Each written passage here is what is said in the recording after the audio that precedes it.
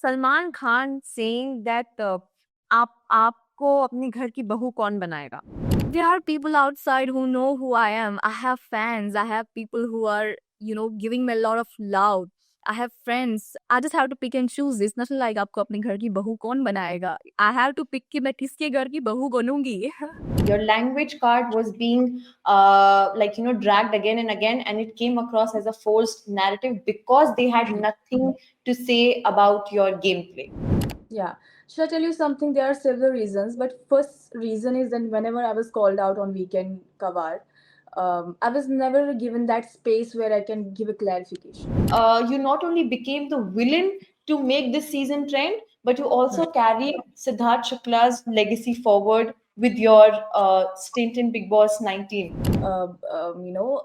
Comparing me and my energy, my game, and my personality with Siddharth Shukla, I was amazed. I was so thankful. Trust me, I have seen worse things than this. I have got death threats, I have got rape threats just for posting for something that was in the national interest. Just for, praising a person who got Rafael to the country. And he was someone from Kashmir, from Anantnag. Hello and welcome to The Print. I am Priya Gulati, and today I have with me the very fierce Farhana Bhatt. Farhana, welcome to The Print. Thank you so Thank much for you. taking your time Thank for you this so much. conversation. I'll first start with a big congratulations. You emerged as the first runner-up, but for your fans on social media, uh, they have labeled Big Boss 19 as the Farhana Bhatt show. There was Exactly. You were supposed to win it. You were the clear-cut winner for everybody, for all the polls.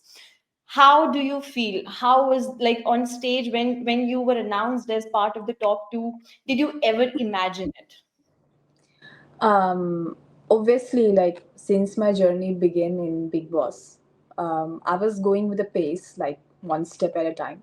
But I had my eyes on top two at least, not probably Okay. on the trophy, because you need to see your journey, how you will, coop up or build your journey till week 15, till finale week.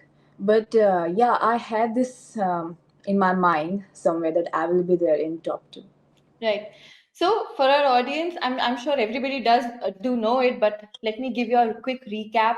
When Farhana entered Big Boss 19, she had 40,000 followers, and today the fan following on Instagram has touched over 2.2 million followers, right?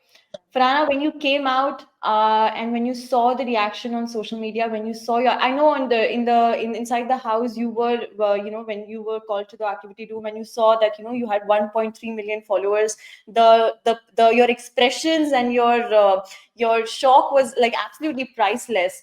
After that, when you just stepped out of the house and you saw 2.2 million followers and just how people are showering love on you, what did that make you feel? This experience is and this feeling is very priceless for me because I didn't expect it. Since Right. I was inside the house, a lot of things happened. I was villainized. I was titled as negative, etc., etc. So I had that notion in my mind that I don't know how people are perceiving me outside. But since in that task, I got to see my followers in app room. So it was I couldn't believe it. Even I told Big Boss कि मुझे accept नहीं हो रहा है, मुझे यकीन नहीं हो रहा है. But since it was Big Boss revealing it, I had to accept it. I was on like cloud nine. It was a different and game changing experience for me. Completely different feeling. And then when I came out of the house, finally, and a lot of people were telling me, Farhana, you will get to see on internet what's happening. I mean, everything you did, it's trending. You walk, you dance, you look, everything is going trending. So I was like, wait, just let me grasp things like slowly. I can't take gush of everything at Right. once because I have come out like after 4 months. It's a big deal. And then I had that heavy emotion of not getting the trophy. Yeah. But it was compensated with the love and support I saw people are giving me on the set, on the set of Big Boss on finale only. Even when I was giving interviews there on the set, so the love and support people were giving me, the media people, it was outstanding. I mean, for a minute, I forgot that I couldn't win the trophy. Win the Um, trophy. yeah, because I felt like this is the real win for me. This is what I have earned from the show. Uh, because I didn't have this notion that I will have a lot of support like this outside and people will be loving me to this extent. This was something completely new to me and surprising.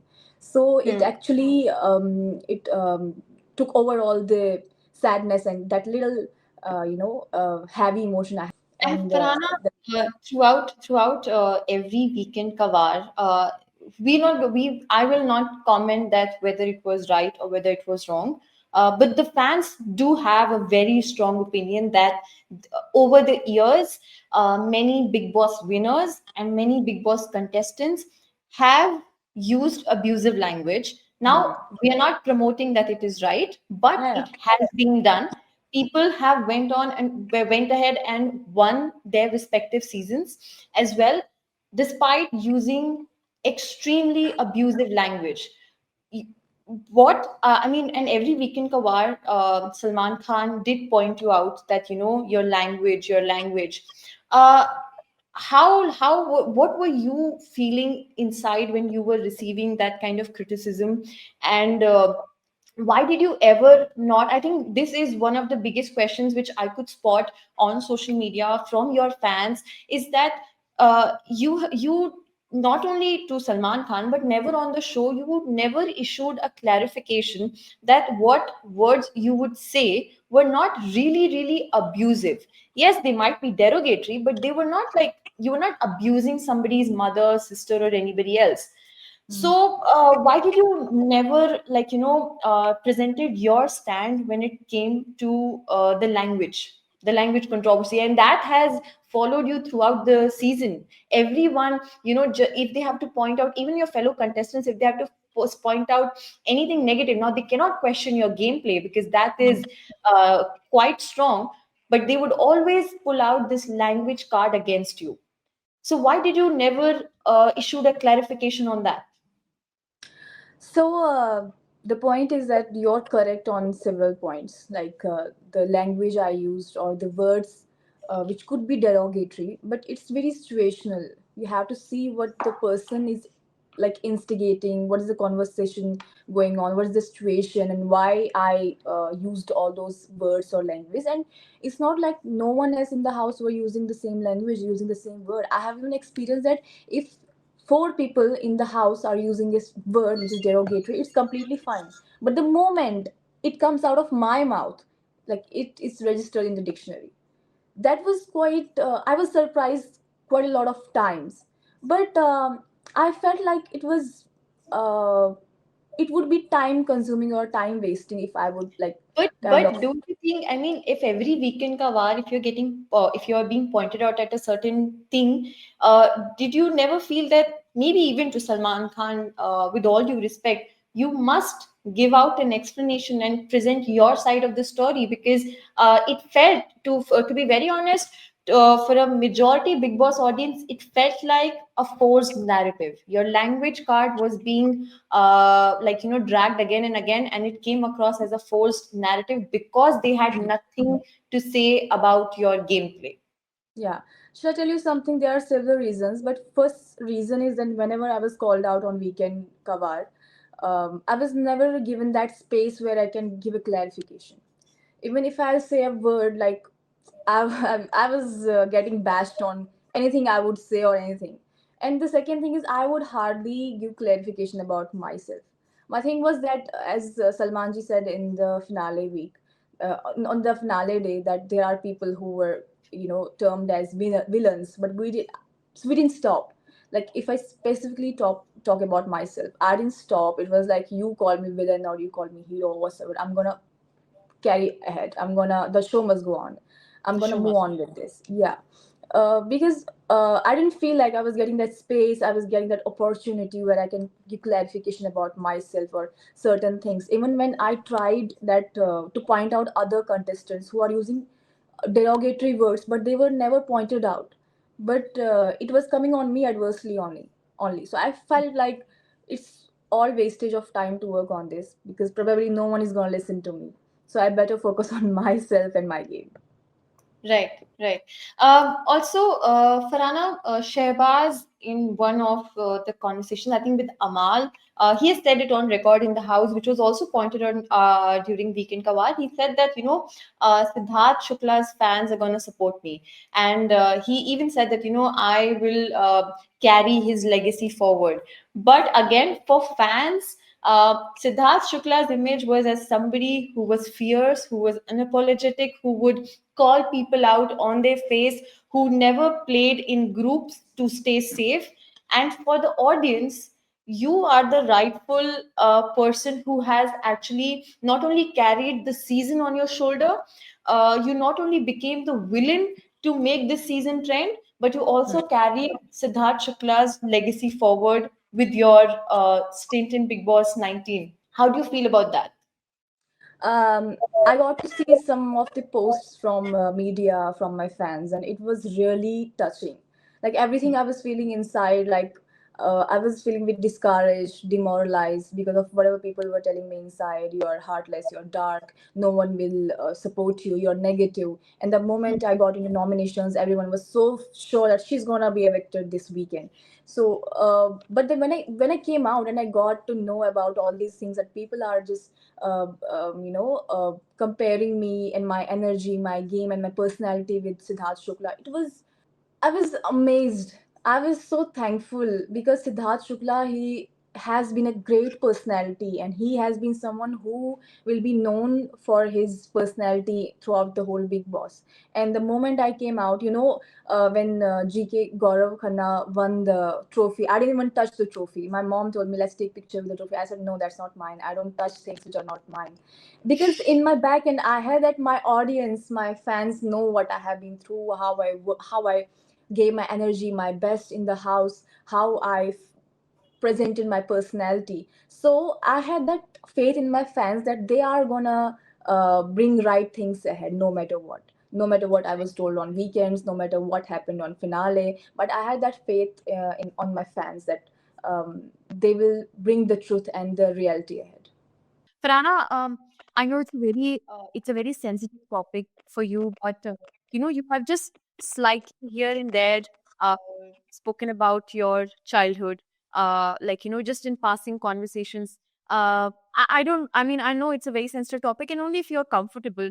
Uh, I want our audience to know how your journey started from Srinagar in, like, living in an Orthodox society, fighting against all odds, coming to Bombay, coming to Big Boss. It's like that ultimate, actor's arc. It's like that, it's like a rags to riches story. So if you're comfortable and you want to talk about, about your personal life, what challenges you faced as a child, and we can easily write in 800 words that Farhana Butt from Srinagar battled so many challenges, and now she is she is the first runner up of Big Boss. It's easy to write. It's easy to capture all these years of struggle in 800 word piece, but I'm sure every day would have been heavy. Every day it would have been a battle for you. So if you would just you know give us a recap of your journey, how it was, what kind of struggles did you face to reach where you are, what makes Farhana Bhatt is her journey. So if you can talk about that, Alfi.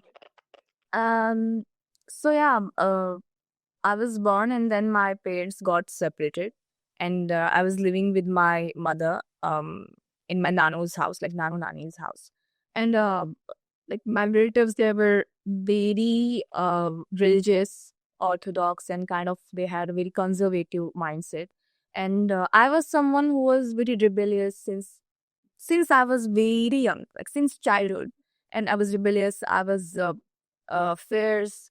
I was very kind of stylish. I used to keep my hair open. I want to wear jeans and all that stuff. And I was very rigid kind of a child that only my nano and my mother have taken care of me in my childhood because I was not letting anyone even touch me. So, talking about that, uh, I was in class 8, I suppose. Yeah, I was in class 8 when I took care of like my family, because my mother and me, we had to shift to a different space where it was just me and her. So I had to go out and earn for myself. So that's when I started modeling. I had that option only. I haven't had any other option. Um, but then my journey as model was also not very, soothing or very easy. Because then my relatives got to know I'm into modeling and I'm trying to pursue interacting, I'm giving auditions and all.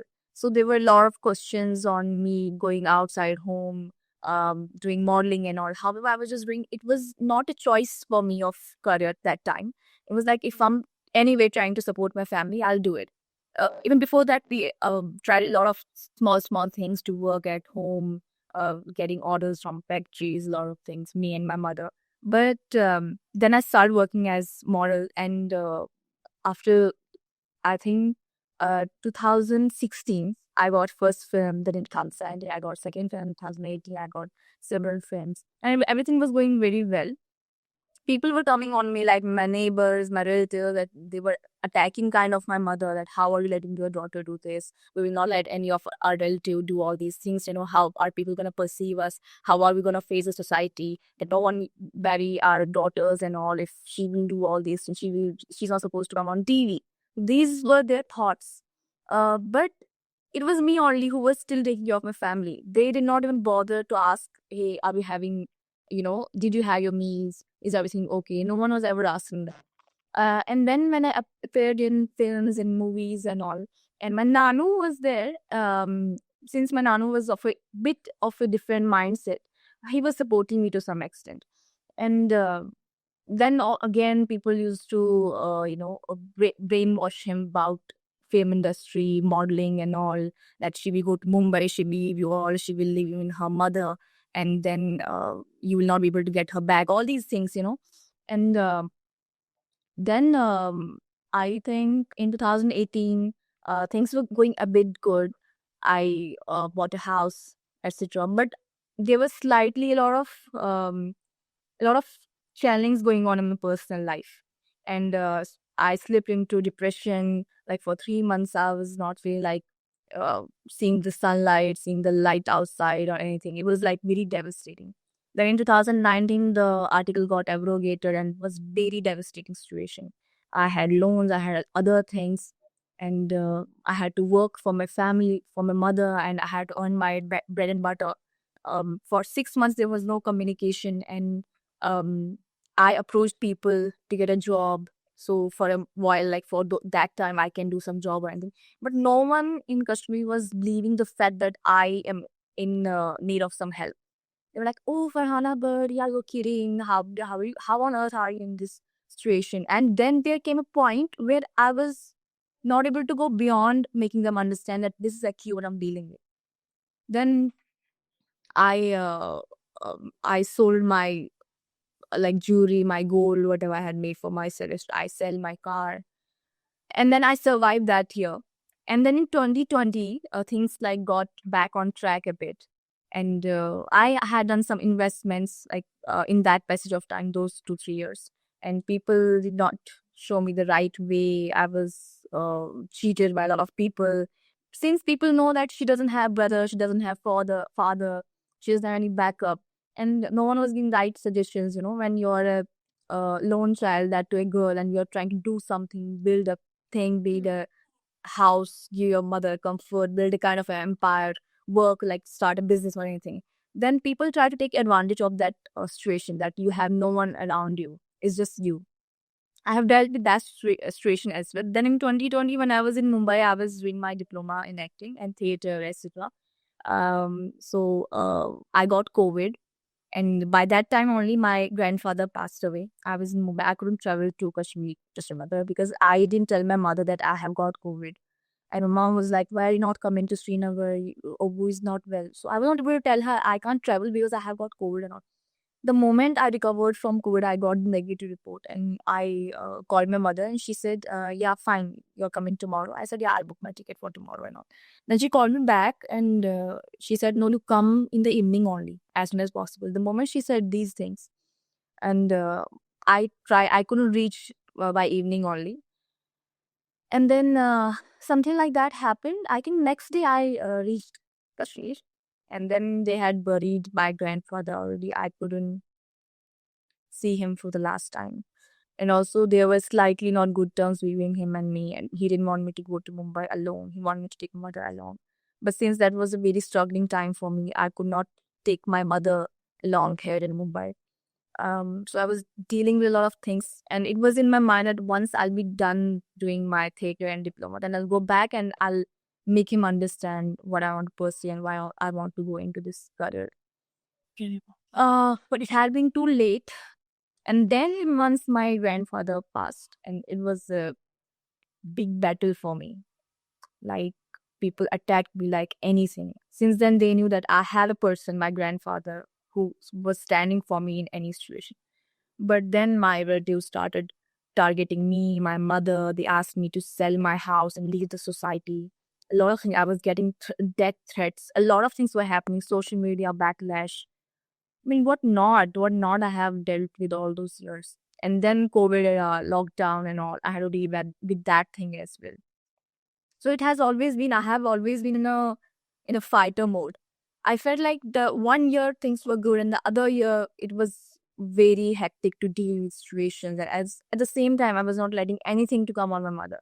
Like in 2019, I had to deal a lot of things. I had to sell my assets, but I didn't let my mother know that I'm doing all these things. I didn't want her to take the pressure of like I'm going through rough times or anything.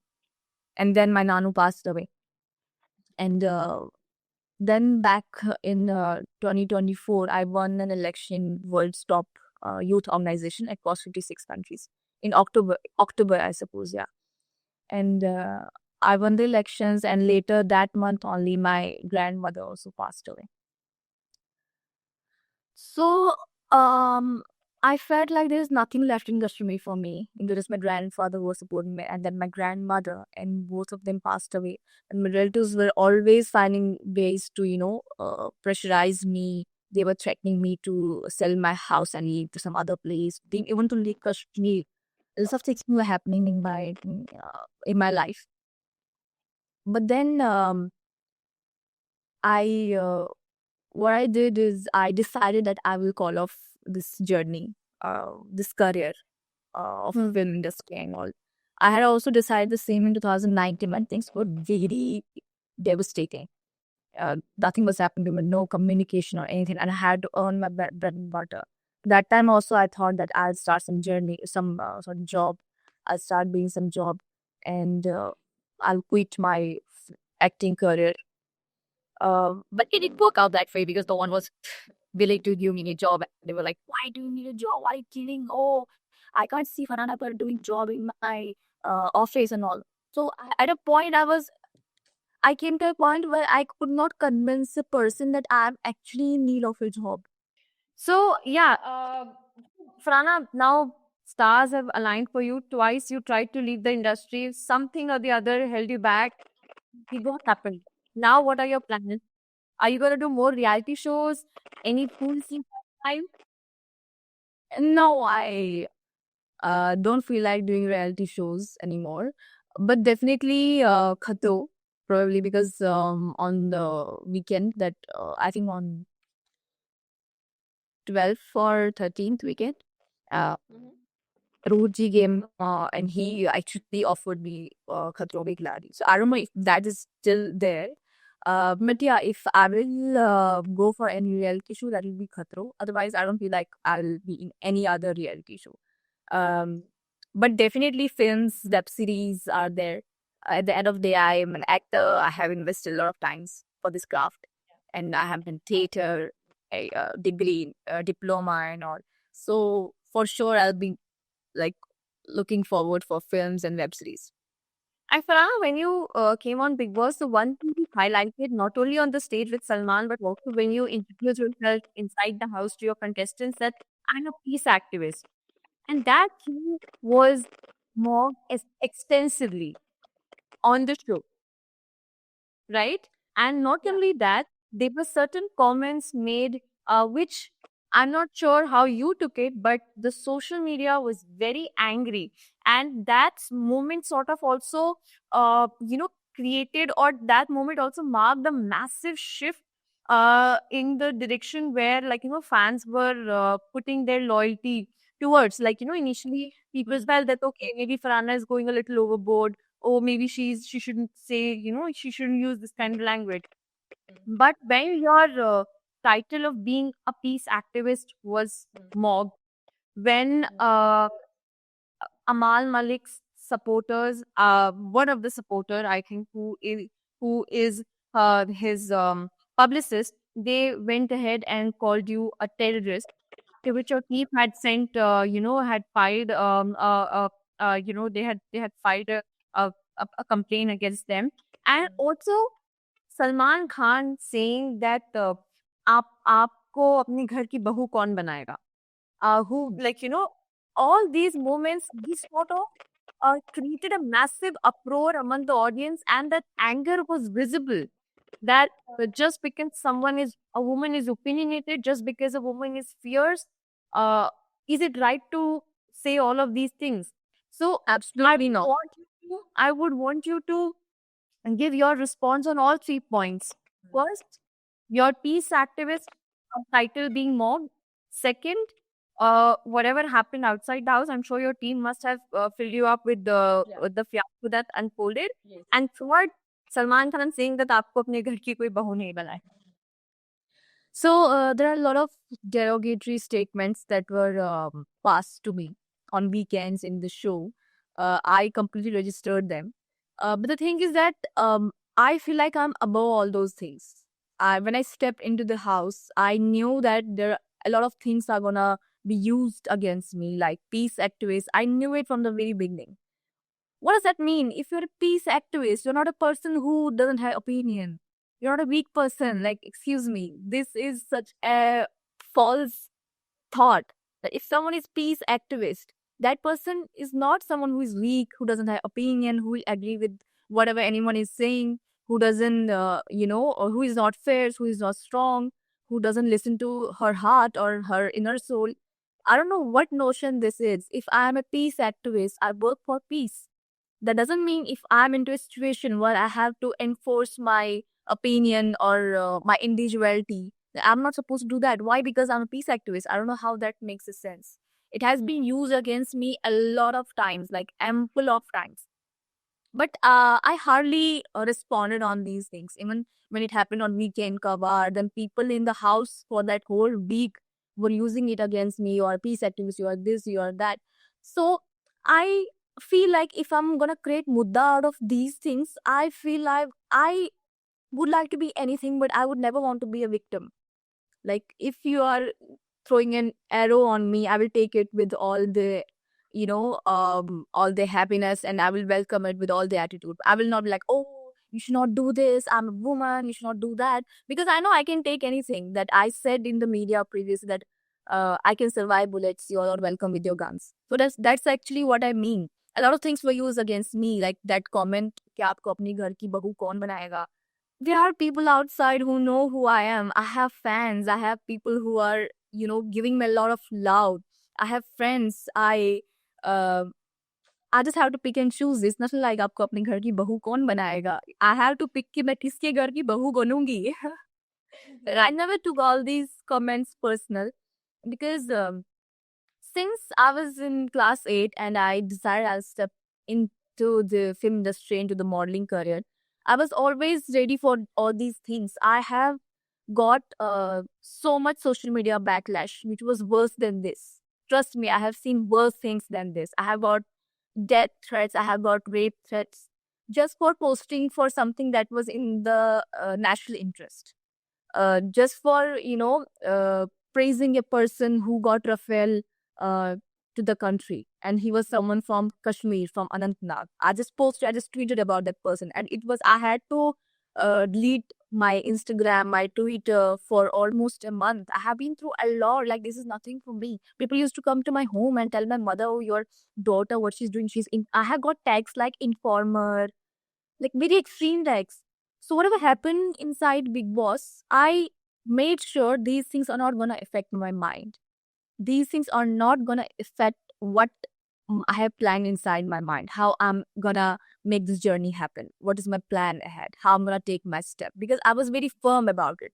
कि जो मुझे करना है मैं करूँगी. Whatever people have to say, I will not let it affect anything. Of course, they were there. They had to say someone or the other thing. So if it's me, I am the subject. You're most welcome because it hardly matters what anyone thinks about me. And about the fiasco that unfolded outside the house regarding that word, About what? regarding that word, the word that was used for you, terrorist, the word that have created an uproar on social media where like everyone, not only people, not only your fans from Kashmir, from across India, they came together and they lashed out and they voiced out their opinions that this is incorrect. What do you feel about that? Like when you heard about when you got to know about the details, when you came outside the house, how did you react to that? I literally laughed because I couldn't believe that there are such people with such a sad mental condition. They are still inside our country. And in this era when we like reached miles ahead. And my management, my team, my legal team, they dealt with it very smartly and in a very systematic way. But I personally feel like life is too short to deal with all these things. But since it was something which was very out of the box, it was nothing like uh, using derogatory words or कोई आपको अपने घर की बहू नहीं बनाएगा. It was something which was tagged on me, maybe probably because I'm someone from Kashmir. And now people in Kashmir have changed for the good.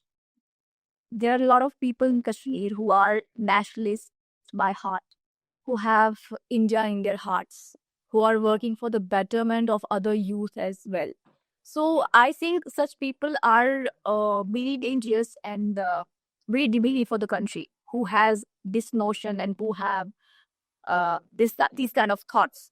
I'll kill yeah, because I feel like, oh, this is so childish. Such people are living like we are in 2025 and people in 2025 in our country think like this. Like, come on, I like India is in my heart. When I say I'm peace activist, I have worked in a lot of sectors, in a lot of topics. I had a lot of workshops on youth engagement, personality development, de-radicalization. But Kashmir is a very sensitive place, and we have never, me and my team, like the people who work with me, we have never posted about all those things because I don't believe in show off or social buzzer or something like that. If my motive is that I want to bring a change, I want to start from somewhere, bring a change in my state, in my country, in my state. So Right. I'm just concerned about the outcome. If I'm successful in whatever I want to do, I'm not interested in just doing anything and just taking pictures and putting on social media. I'm a part of a very big youth organization, but I'm not posting about that because I believe in working as an activist. But what do you mean? Like, if I'm an activist and I'm at a place where I have to prove my personality, my real self, who's very fierce, very fearless. So, if I'm a peace activist, I have to be weak. I have to be submissive. I have to be someone who doesn't have opinion. I mean, people who think like that, I feel sorry for them. So, about this whole statement that has come from someone who probably doesn't like me or is against me of the personality I have been throughout the whole season. It's very sad that people with such mental state they are still in our country. However, my team has dealt with it very smartly and systematically. But it hardly matters to me how people are perceiving me. Because how I am in real, how I behave, what's my personality, it's all there in front of everyone on social media, in front of my fans, in front of everyone who I am in real. So I really don't care what people are gonna do to just pull me down, to demean me, to disrespect me. Because no matter what, I have been through a lot, and these things hardly matter to me. I'm above all these things. So yeah, that's it.